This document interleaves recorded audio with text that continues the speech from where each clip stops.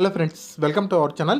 ఏపీలో 12వ విడత ఉచిత రేషన్ పంపిణీ అనేది సెప్టెంబర్ 27వ తారీఖుతో కంప్లీట్ అయిపోయింది. మనకు ఈ రోజు నుంచి అంటే అక్టోబర్ 3వ తారీఖు నుంచి 13వ విడత ఉచిత రేషన్ పంపిణీ అనేది స్టార్ట్ చేశారు.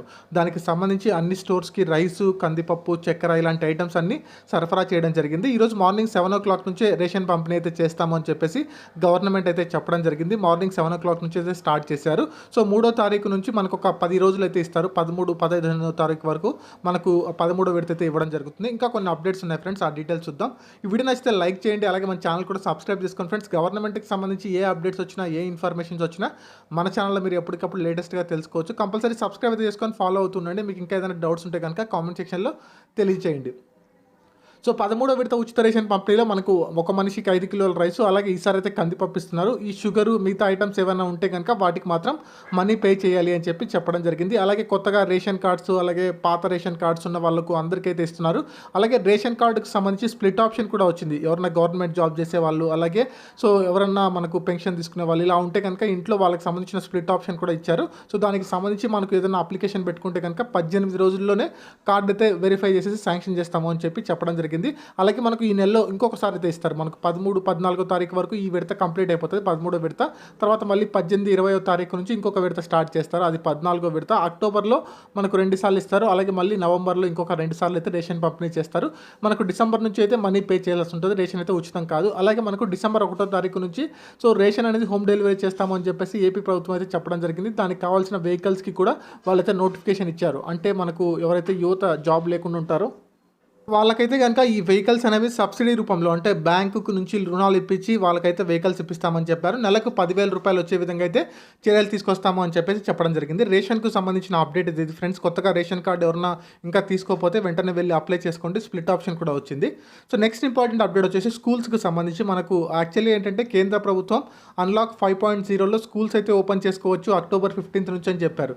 కాకపోతే ఏపీ ప్రభుత్వం వచ్చేసి నవంబర్ 2nd నుంచి అయితే స్కూల్స్, కాలేజెస్ ఓపెన్ చేస్తాము అని చెప్పారు. ఇప్పుడు 15th నుంచి పర్మిషన్ ఇచ్చారు కదా, స్కూల్స్ తెరుస్తారని చెప్పేసి కొంతమంది అడుగుతున్నారు. కానీ సో 15th నుంచి ఏంటంటే కనుక 9th class, 10th class, intermediate, degree students so వీళ్ళకైతే ఓపెన్ చేస్తాము అని చెప్పారు. మనకు 1st క్లాస్ నుంచి 8th క్లాస్ వరకు అక్టోబర్ 30 తర్వాత మళ్ళీ ఒకసారి రివ్యూ చేసి నవంబర్ 2nd నుంచి ఒకవేళ క్లాసెస్ కండక్ట్ చేయొచ్చా లేదా అనేది డెసిషన్ అయితే తీసుకుంటాము అని చెప్పారు. 1st క్లాస్ నుంచి 8th క్లాస్ వరకు అంతవరకు అయితే ఆన్లైన్లోనే క్లాస్ అయితే కంటిన్యూ చేయండి అని చెప్పేసి ఏపీ ప్రభుత్వం అయితే చెప్పడం జరిగింది.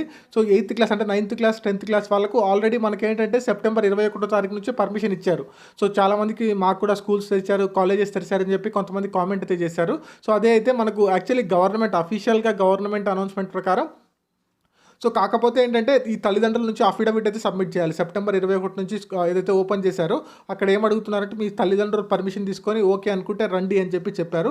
బట్ అఫీషియల్గా ఏంటంటే మనకు అక్టోబర్ 15th నుంచి ఇంకా అన్ని స్కూల్స్, కాలేజెస్ అన్నీ అయితే ఓపెన్ చేస్తారు ఫ్రెండ్స్. ఇంకా గవర్నమెంట్ పర్మిషన్ ఇచ్చింది, సెంట్రల్ గవర్నమెంట్ ఇచ్చింది, అలాగే స్టేట్ గవర్నమెంట్ ఇచ్చింది. కాబట్టి మోస్ట్లీ ఇంకా మనకు అక్టోబర్ 15th నుంచి 9th క్లాస్ అండ్ అబో, అది ఇంటర్మీడియట్ కావచ్చు, డిగ్రీ కావచ్చు, బీటెక్ కావచ్చు, అన్నీ ఓపెన్ చేసే అవకాశం ఉంది. సో కేంద్ర ప్రభుత్వం కూడా ముఖ్యంగా చెప్పిన ఏంటంటే కొన్ని సూచనలు అయితే చేసింది. ప్రతి ఒక్కరు ఫేస్ మాస్కులు కానివ్వండి, శానిటైజర్లు కానివ్వండి, కొంచెం సోషల్ డిస్టెన్స్ ఉండే విధంగా క్లాసులు అయితే ఏర్పాటు చేయండి అని చెప్పేసి మనకు స్కూల్స్కి, కాలేజెస్ కూడా కొన్ని సజెషన్స్ అయితే ఇచ్చారు.